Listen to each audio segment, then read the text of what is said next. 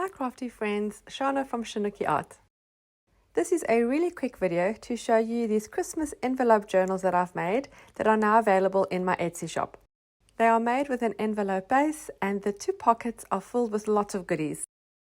A great gift for a crafty friend for Christmas or even one for yourself. I have used a variety of papers for the single signature inside. There are 10 pages which makes 20 writing sides.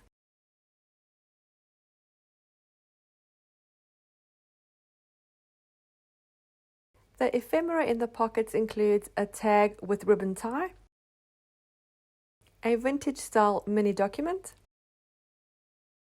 a postcard piece with tissue ruffle,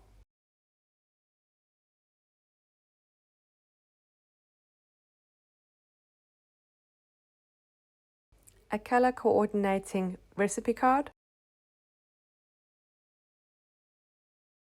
vintage style ephemera piece, postcard piece with label tab, and a music sheet with butterfly. Styles and colors will vary from each journal, but they have the same goodies inside. There is a link to my Etsy shop in the description box below.